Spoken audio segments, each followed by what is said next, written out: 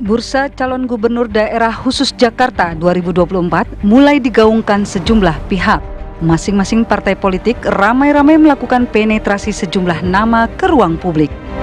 Selain nama Anies Baswedan dan Riza Patria sebagai gubernur dan wakil gubernur petahana yang digadang-gadang akan kembali berlaga di Pilgub Jakarta 2024, sejumlah nama juga santer terdengar akan diusung partai politik. Bursa Cagup Jakarta dari Partai Demokrasi Indonesia Perjuangan diprediksi akan diramaikan sejumlah nama. Di antaranya Menteri Keuangan era Jokowi Sri Mulyani, Menteri Sosial Tri Risma Harini, Menteri PUPR Basuki Hadi Mulyo, hingga mantan Panglima TNI Andika Perkasa.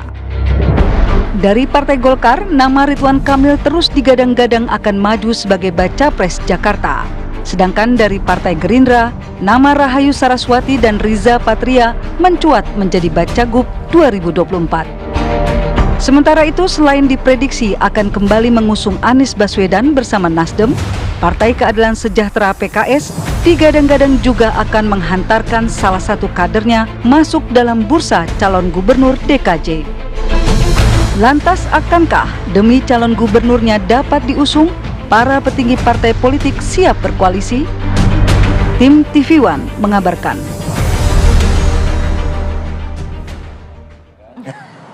Melulu gitu kan. Ya, sejumlah nama ini sudah mencuat ke permukaan, nampaknya bertabur bintang dalam Pilkada Gubernur DKI Jakarta tahun 2024. Ada yang pernah juga mencalonkan presiden, ada juga yang mantan menteri, ada juga yang mantan Panglima TNI. Ya. Nampaknya banyak sekali ya, Pi ya. Ini siapa nih yang adu kuat nih kayaknya nih? Siapa yang berhasil nantinya untuk menempati posisi pertama di DKI Jakarta? Sambil kita tanya juga seleranya warga Jakarta ini siapa sebetulnya? Kadang-kadang kan seleranya, tapi kadang-kadang seleranya elit juga. Kalau nggak ada approval dari elit, bisa maju nggak nih dapat tiket nggak nih? Cerdas sekali nih kalimatnya, cerdas sekali. Oke, kita akan membahas hal ini dengan narasumber yang sudah hadir di studio. Sudah ada Bang Habibur Tapi belum Rahman. lengkap ya narasumber kita nih ya. Kita masih menantikan ya, tapi mulai dulu boleh ya? Boleh. Sudah ada Bang Habibur Rahman, Wakil Ketua Umum Partai Assalamualaikum, Gerindra. Bang Selamat Habib. pagi Bang Habib. Waalaikumsalam, dari Jakarta Timur. Dari Jakarta Timur. Gak lupa Jakarta Timur. Om Dewan. Kan Airin Rahmidiani kan dia atasnya biru, bawahnya kuning. Iya. Abang kan Gerindra ya. Kuning. Bajunya hijau, Bang. Ini baju dibagi-bagi kemarin. Kirain. Om Dewan. Om Dewan bisa. Hijau gitu ya. Selain itu juga ada Mas Pangi Syarwi Caniago, analis politik Foxpol Research and Consulting. Selamat pagi Mas Pagi Mbak Rati, Kalau ini Bang nggak ada Arif kode Fadil. ya, Nggak soalnya ada, bajunya hitam netral, nih. itu putih. Om Dewan. Kita masih Bang Habib. menunggu nih beberapa narasumber kita lainnya. Ada Bang Gilbert Simanjuntak, politikus PDI Perjuangan, lalu Pipin Sofyan ya, Ya, politikus dari PKS. Kabarnya sih sudah dekat dengan studio kita pada pagi hari ini. Tapi nggak apa-apa, kita mulai saja dulu ya. Kita mulai ya, Bang Habib. Ini nama-nama sudah mencuat ke permukaan. Kalau dari Gerindra sendiri, apakah memang akan mengusung nama-nama yang sudah dikenal publik atau ada elemen of surprise dalam Pilkada DKI ini? Ada nama-nama yang belum pernah kita dengar? Ya bisa jadi dua-duanya ya, masih sama-sama mungkin terjadi. Tapi pertama yang perlu digarisbawahi, Partai Gerindra di Jakarta itu tidak cukup untuk mencalonkan sendiri. Harus koalisi ya? Harus koalisi dengan partai lain. Karena itu keputusan kami pastilah tergantung dengan apa yang akan diputus oleh partai-partai lain. Tidak bisa sekonyong-konyong kami tentukan calon gubernur siapa, calon wakil gubernur siapa. Kami harus membangun komunikasi terutama dengan teman-teman yang kemarin ikut memenangkan Pak Prabowo. Sudah ada komunikasi? Koalisi 02 masih ini, Mas?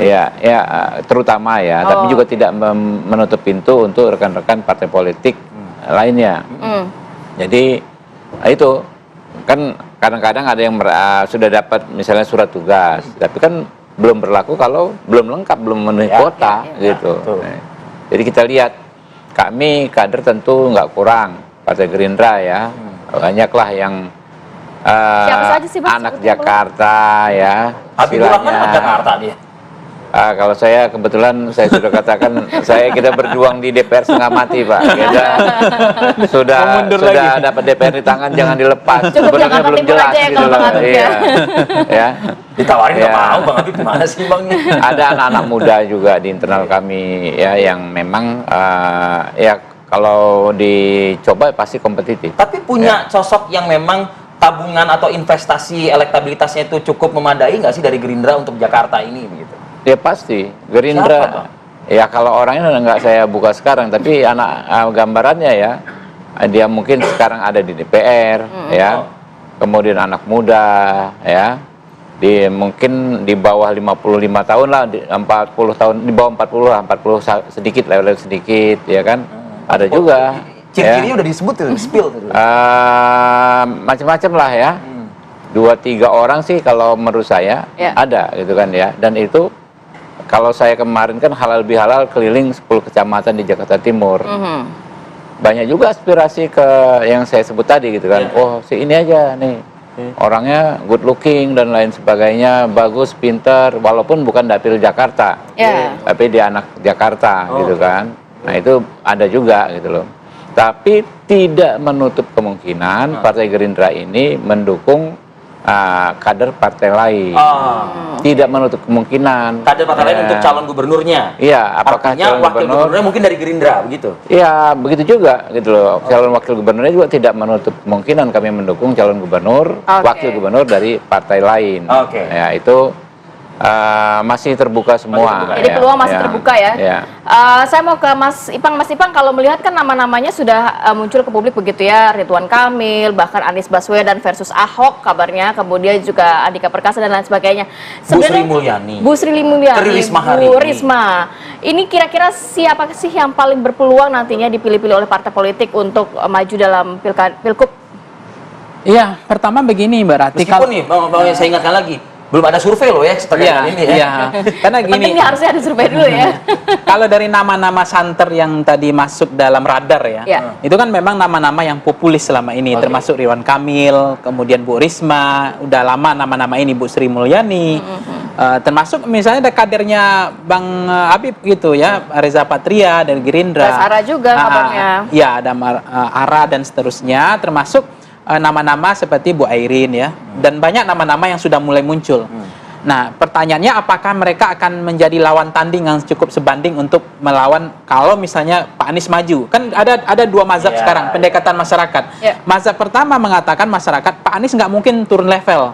Artinya dia udah terlanjur tokoh nasional. Artinya nggak akan turun lagi ke DKI gitu. Artinya lapangan akan datar. Nah, peluang-peluang yang nama-nama tadi kan semakin besar. Ya, kalau nggak maju Pak Anies. Kalau nggak maju. Tapi ada juga mazhab yang kedua, Pak Anies ini harus maju. Karena apa? Harus ada punya panggung. Supaya lampunya nggak redup. Apalagi sebagai gubernur, tentu dia punya program, dia tetap akan, walaupun ini DKJ ya, bukan lagi DKI. Masih berkilau, masih bercahaya. Tetap di sini kan jadi seksi. Karena ini DKI ini santer sebagai epicentrum etalase politik nasional. Tetap saja media di sini menyorot. Pusat ekonomi tetap di artinya, kalau Pak Anies masih punya panggung, punya program, disorot oleh media, tentu dia akan tetap menjaga ritme popularitas, elektabilitas, dan akseptabilitasnya. Tapi kemudian ada juga apa yang disampaikan Nasdem misalnya, tetap Anies nomor 1, tapi kalau Anies enggak, ada sudah disiapkan yang lain. Jadi ini nama-nama seperti ini akan muncul. Yang ketiga adalah, kalau di approval ratingnya Pak Anies, walaupun survei itu, saya pernah survei itu, kepuasan Pak Anies itu memang sudah di atas 50%. Dia sudah hampir 60, elektabilitasnya ya, bukan kepuasan ya. Kalau kepuasan udah 80-70%. Nah, artinya kalau Anies maju, simulasi pertama ketika Anies maju, mungkin agak bersusah payah partai untuk menyiapkan lawan tanding yang selevel melawan Anies. Kalau Ahok katanya Anies versus Ahok? Bisa juga, itu juga menjadi simulasi kan, apakah kedua ini akan bertarung kembali atau akan berpasangan. Karena ada dua kemungkinan simulasi, gitu tetapi banyak juga mengatakan ini bagus untuk Indonesia ke depan, tapi ada juga ini terlalu berat effortnya untuk identitas, terlalu berat masalah lalunya. Jadi terulang lagi ya. Nah, ini yang terulang lagi nggak mau. Nah, persoalannya untuk DKI Jakarta, saya mencermati dari fenomena-fenomena yang ada ini mirip dengan Jawa Timur, yang namanya Ibu Khofifah. Ketika Pak Anies maju, partai-partai menurut dugaan saya akan lebih banyak untuk mau bersanding bersama Anies.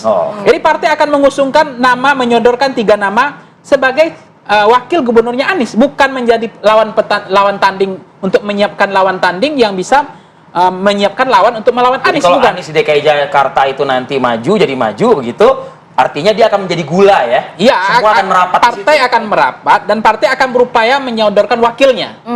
Nah, tetapi ada juga kemungkinan seperti apakah betul ada mau partai mengusung Pak Anies, itu kan juga problematik. Jangan-jangan nggak ada partai yang mau mengusung kan itu. Tapi kalau ada yang mengusung, Pak Anies juga mengatakan kalau jadi menteri oke. Tapi kan nggak ada juga sinyal mau jadi menteri. Kalaupun jadi menteri ada kemungkinan di resapel kan. Tapi kalau jadi kepala daerah nggak mungkin diresapel. Nah, Jadi pertimbangan-pertimbangan ini makanya saya lihat statementnya Pak Anies sejauh ini belum pernah ada sinyal alarm atau sense of politiknya dia menolak pilkada DKI kan? Ya, Belum pernah kan? ya. Itu Wait artinya and see ya cenderungnya ya. Artinya dia masih punya kans untuk mau maju gitu, Oke. untuk menjaga ritme panggung dia tadi. Sejauh ini kan beliau nggak punya panggung lagi. Ya. Dia bukan ketua umum partai. Oke. biarkan redup ya, oke. Iya. Kita juga nanti akan bergabung dengan Kang Pipin dan juga Bang Gilbert. Kalau Kang Pipin kan melihat PKS ini kan pemenang DKI Jakarta ya, mau maju sendiri, mau maju Bisa. bersama koalisi kan juga bisa. Nanti seperti apa kita akan sambung di segmen berikutnya.